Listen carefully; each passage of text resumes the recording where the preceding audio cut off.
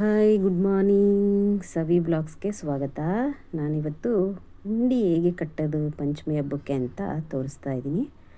ನೋಡಿ, ನಮ್ಮಮ್ಮ ಈ ಥರ ಶೇಂಗಾ ಎಲ್ಲ ಹುರ್ಕೊಂಡು ತಣ್ಣಗಾಗಕ್ಕೆ ಮಾಡಿ ನೆಕ್ಸ್ಟು ಮಿಕ್ಸಿ ಮಾಡಿ ಇಟ್ಟಿದ್ದಾರೆ.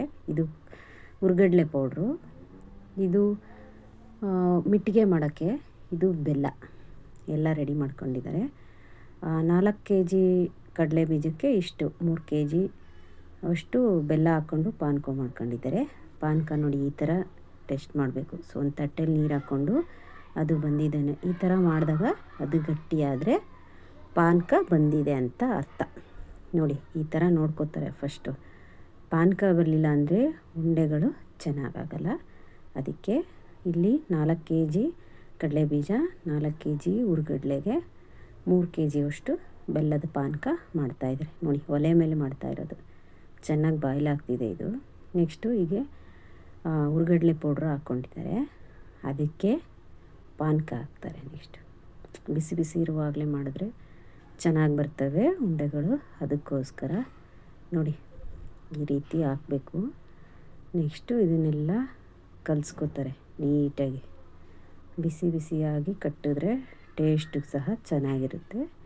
ಇದರಲ್ಲೇ ಸ್ವಲ್ಪ ಇದಕ್ಕೆ ಏಲಕ್ಕಿ ಪೌಡ್ರು ಮಿಕ್ಸ್ ಮಾಡಿರ್ತಾರೆ ಹುರ್ಗಡ್ಲೆ ಪೌಡ್ರಿಗೇ. ಆ ರೀತಿ ಮಾಡಿದಾಗ ಟೇಸ್ಟು ಸ್ವಲ್ಪ ಬೇರೆ ಥರ ಇರುತ್ತೆ. ಈಗ ಹಾಕ್ಕೊಂಡು ಪಾನಕ ಬಿಸಿ ಇರುತ್ತೆ, ಸ್ಪೂನಲ್ಲೇ ಮಾಡ್ತಾರೆ. ಈ ರೀತಿ ನೀಟಾಗಿ ಮಾಡಿ ಅದೆಲ್ಲ ಸ್ವಲ್ಪ ಕೈಲಿ ಮುಟ್ಬೋದು ಅನ್ನೋವರೆಗೂ ಸ್ಪೂನಲ್ಲೇ ಮಾಡ್ಕೋತಾರೆ. ಇದು ನಮ್ಮ ಆಂಟಿ ಮಾಡ್ತಾಯಿದ್ದಾರೆ ನೋಡಿ. ಕೈಲಿ ಮುಟ್ಬೋದು ಅಂತ ಅವ್ರಿಗೆ ಗೊತ್ತಾಯಿತು.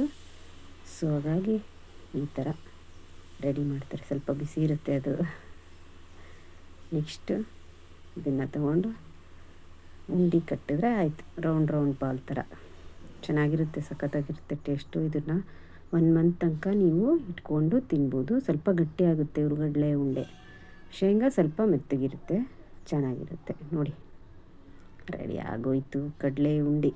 ನಮ್ಮ ಕಡೆ ಎಲ್ಲ ಕಡಲೆ ಅಂತಾರೆ, ಜಾಸ್ತಿ ಜನ ಹುರ್ಗಡ್ಲೆ ಅಂತಾರೆ. ಸೊ ನಾನು ಕಡಲೆ ಉಂಡೆ ಅಂತಲೇ ಹೇಳಿದ್ದೆ. ನೋಡಿ ಇಷ್ಟು ಮಾಡಿದ್ದಾರೆ, ಇನ್ನೊಂದು ಸ್ವಲ್ಪ ಇದೆ. ಈ ರೀತಿ ರೌಂಡು ಬಿಸಿ ಇರುವಾಗಲೇ ಮಾಡಿದ್ರೆ ಚೆನ್ನಾಗಿರುತ್ತೆ. ನೆಕ್ಸ್ಟು ಕಡಲೆ ಬೀಜದ್ದು ಸೇಮ್ ಪ್ರೊಸೀಜರು. ಅದ್ರ ಪೌಡ್ರಿಗೆ ಪಾನಕ ಹಾಕಿ ಬೆಲ್ಲದ್ದು ಉಂಡೆ ಕಟ್ಟಿದ್ರೆ ಮುಗ್ದೋಯ್ತು. ಇದು ಸ್ವಲ್ಪ ಸಖತ್ ಟೇಸ್ಟು. ಇದು ಚಿಕ್ಕಿ ಟೇಸ್ಟ್ ಇರುತ್ತೆ. ಇದು ಸೇಮ್ ಉಂಡೆ ಆಕಾರದಲ್ಲಿ ಇರುತ್ತೆ. ನೀವು ಟ್ರೈ ಮಾಡ್ಬೋದು. 4 kg ಕಡಲೆ ಬೀಜ, 4 kg ಕಡಲೆ ಪೌಡ್ರಿಗೆ 3 kg ಅಷ್ಟು ಬೆಲ್ಲದ ಇದನ್ನು ಮಾಡ್ಕೊಂಡ್ರೆ ಆಯಿತು. ಇದು ದೇವ್ರ ನೈವೇದ್ಯಕ್ಕೆ ಮುಟ್ಟಿಗೆ ಅಂತ ಕರೀತಾರೆ ನಮ್ಮ ಕಡೆ. ನಿಮ್ಮ ಕಡೆ ಏನಂತಾರೆ ಕಮೆಂಟ್ ಹಾಕಿ. ಇದು ಎಲ್ಲ ಶೇಂಗಾ ಉಂಡೆ ಅಂದರೆ ಕಡಲೆ ಬೀಜದ ಉಂಡೆ. ಇವರು ಸ್ವಲ್ಪ ಬೇರೆ ಎಲ್ಲ ಕೊಡೋದ್ರಿಂದ ಇಷ್ಟೊಂದು ಜಾಸ್ತಿ ಮಾಡ್ತಾರೆ. ಮನೇಲಿ ತಿನ್ನೋಕ್ಕೆ ನೀವು ಸ್ವಲ್ಪ ಕಡಿಮೆ ಪ್ರಮಾಣದಲ್ಲೂ ಮಾಡ್ಕೋಬೋದು. Thanks for watching. Please comment.